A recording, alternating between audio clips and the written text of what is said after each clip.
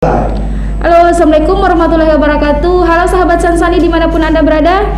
Jumpa lagi bersama saya Juwita di podcast Bincang Sehat Rumah Sakit Sansani.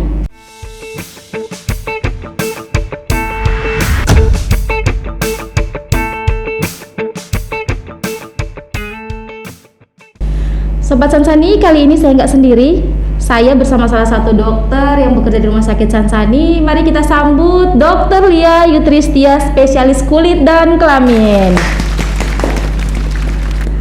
Baik dok, hari ini kita akan bincang-bincang sehat tentang dermatitis alergi.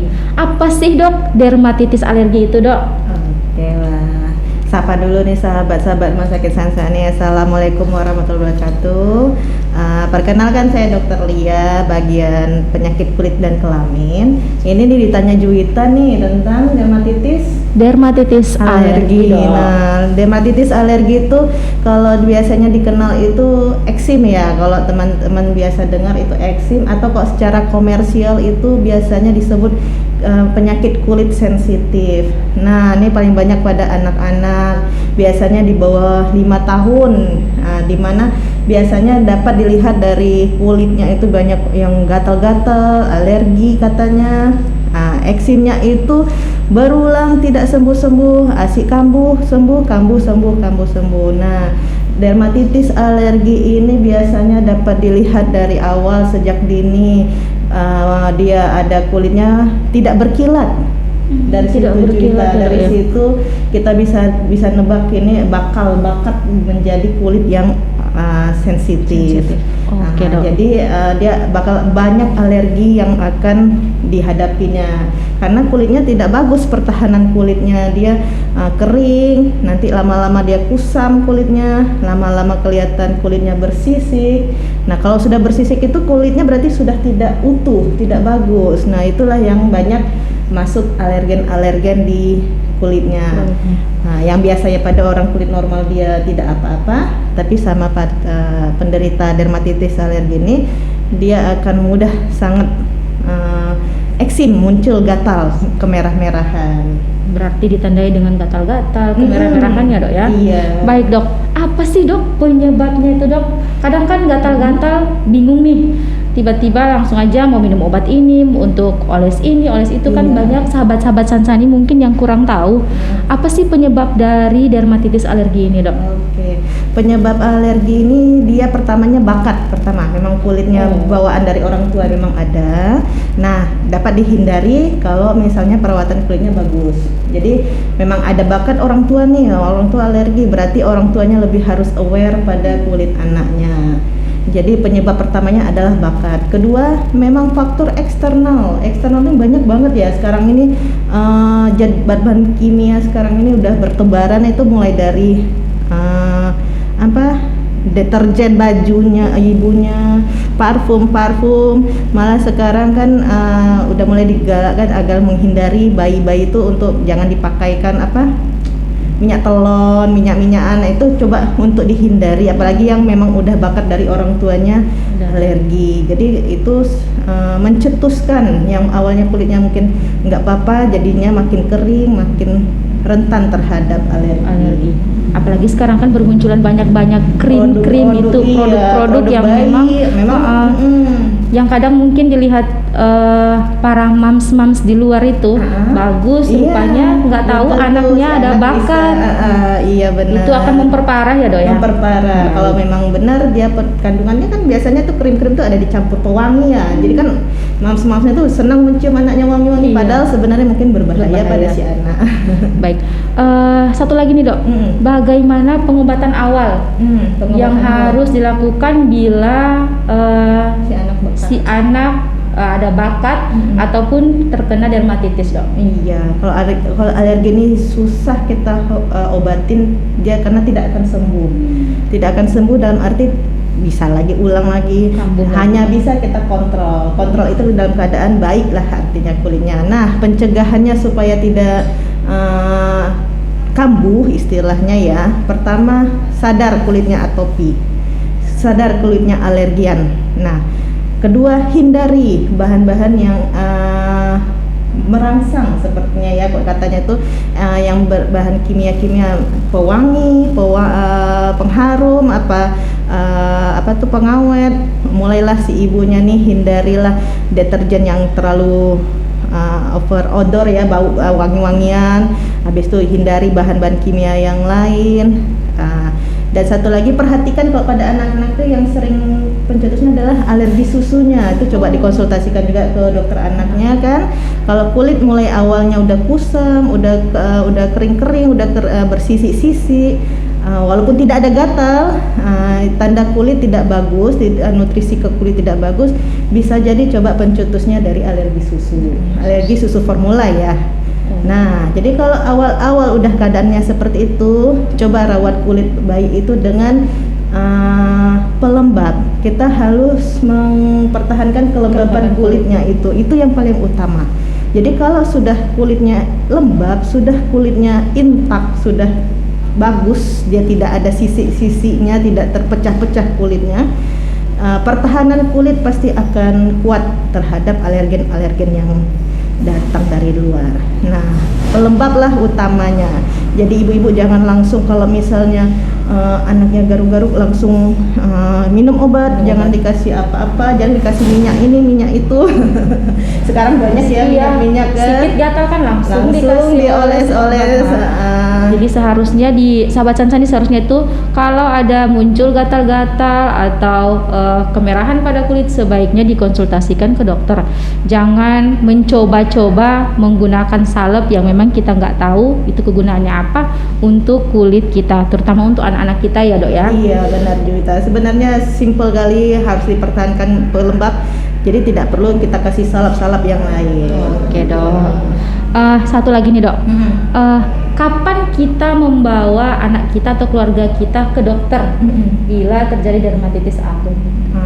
Sebenarnya itu kalau bisa perawatan mamsnya sudah benar, atopi apapun bisa dikendalikan dari rumah sebenarnya.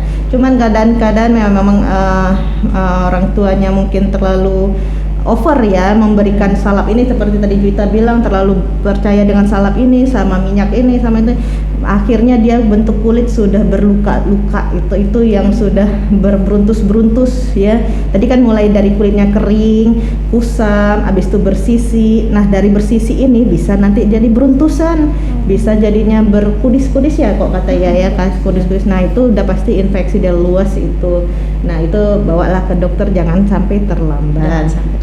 Karena efeknya bisa berbahaya ya dok ya. Selain secara kesehatan berbahaya, secara estetik si adik nanti juga kasihan. Apalagi kalau yang terkena cewek ya dok ya. Iya. Kata orang sekarang nggak glowing lagi. Nggak glowing, anak bayi pun harus glowing ya kan? Iya benar. Jadi panduan kulit sehat itu sebenarnya kulit bayi yang sehat gimana? Berarti ya, kalau kan? memang kita bisa menjaga kelembaban kulit, nggak perlu lagi pakai krim-krim yang memang bisa membahayakan kulit kita ya. Iya. Jadi memang kok dari bayi kita jaga kelembapan bayi, kulit bayi, mulai dari anak kita ataupun dari kita sendiri ya, kita belajar nanti sampai tuanya tuh bagus kulitnya ya, itu yang diharapkan semua orang pasti, apalagi seorang wanita ya Bu. Iya, satu lagi tuh kalau memang anak-anak pakaikanlah sabun anak-anak, jangan pakaikan sabun kita.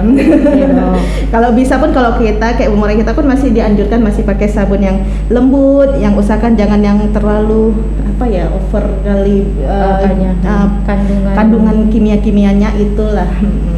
Berarti kalau kita orang dewasa pun masih bisa memakai sabun anak-anak. Kayaknya harus dirubah ya dok ya. Iya. Biar awet muda. Dok. Seperti dokter Lia kan nampak kinclong dok. Jangan gitu. Iya dok, satu lagi dok, bagaimana cara membersihkan perawatan tubuh kayak hygiene begitu dok, biar kita terhindar dari dermatitis alergi ini dok? Cara membersihkan higiennya tuh ya sebenarnya seperti tadi saya suka mengatakan jangan over, jangan terlalu berlebih istilahnya. Kalau biasanya itu ya anjuran mandi itu memang di luar negeri aja sebenarnya seminggu sekali mandi. Tapi kan tergantung cuaca ya. Di luar negeri kan cuacanya dingin. Pekanbaru Sohot dok. Iya, jadi minimal banget itu sekali sehari atau 2 kali sehari, itu yang dianjurkan pada bayi-bayi anak-anak. Nah kalau pada kita kan kadang-kadang anak-anak anak pulang sekolah pun dimandiin. Iya benar. Pulang ini pun dimandiin. Takut kotor katanya. Iya, takut kotor. Tapi Padahal berani kotor itu baik kan, Dok? Iya. Tapi memang ini karena pandemi pula ya, jadi memang harus over juga jika. Cuman untuk kesehatan kulit dianjurkan tidak perlu terlalu berlebihan dalam membersihkan ya. Yang penting tetap ada deterjennya hanya untuk membersihkan kotoran-kotoran, dan carilah produk-produk tuh yang benar-benar menjaga moisturizer, yang alami, kelembapan kulit. Tidak usah yang terlalu wangi-wangi, parfum. Kalau parfum cukup di baju aja ya kayaknya ya. Bukan di kulit ya, jangan Dok? di kulit, sayang, kasihan kulitnya. Kita pengen kulit kita awet, walaupun yang sehat ya, walaupun nggak mesti yang bakat atopi. Untuk menjaga kulit tetap awet, kuranginlah yang zat-zat kimia yang tidak diperlukan. Oke, baik, Dok. Satu lagi, Dok. Kita kan cewek sedang kalau senangnya habis mandi pakai hand body, Dok. Kira-kira hand body yang bagaimana tuh, Dok? Yang bagus kan banyak sekarang hand body tuh mengandung vitamin E, mengandung minyak zaitun, mengandung kan banyak kandungannya tuh, Dok. Kira-kira yang paling bagus untuk merawat kelembaban kulit itu yang mengandung apa tuh, Dok? Biasanya yang mengandung ini yang agak kita nanti dikira promosi ya. Komersial, nggak apa-apa. Kalau kulitnya bagus, kulitnya tidak ada bakat alergi, boleh dicoba semua yang iklan-iklan itu semua. Mengandung almond, mengandung minyak zaitun, itu pun bagus banget tuh ya. Minyak zaitun tuh alami. Kalaupun biasanya saya menyarankan itu selalu dipakai minyak zaitun. Nggak mesti dalam bentuk hand body, tapi minyak zaitun utuh pun boleh kita pakai. Jadi memang perawatan hand body itu ya utamakan dulu yang komersil, yang ada yang di pasaran pun boleh. Kalau misalnya agak-agak sensitif, coba dicari yang hipoalergenik ya, banyak sekali pasaran yang hipoalergenik. Nah, kalau memang yang butuh banget yang ini, yang dermatitisnya memang benar sulit terkontrol, ya terpaksa deh harus pakai moisturizer yang medis. Itu banyak juga di apotik atau di mana. Oke, siap. Silahkan. Ya itulah sedikit pengetahuan dari Dokter Lia mengenai dermatitis alergi. Jadi bagaimana apa penyebabnya, bagaimana pengobatan, dan kapan kita harus membawa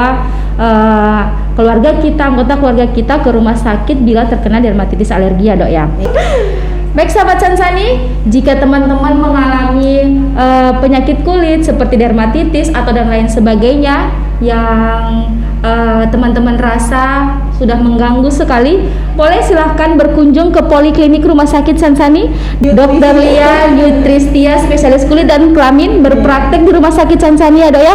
Setiap hari Senin sampai dengan Sabtu jam 3 sore sampai jam 5 sore waktu Indonesia bagian Barat. Boleh teman-teman yang ada di sekitaran area Pekanbaru atau teman-teman dari daerah Nusa Tenggara Timur yang berada di Pekanbaru, boleh kalau sakit mari berkunjung ke Rumah Sakit Sansani. Baik sahabat Sansani, jangan lupa mendengarkan podcast Bincang Sehat Rumah Sakit Sansani lainnya di channel YouTube Rumah Sakit Sansani. Silahkan di komen, like, and subscribe. Assalamualaikum warahmatullahi wabarakatuh. Waalaikumsalam.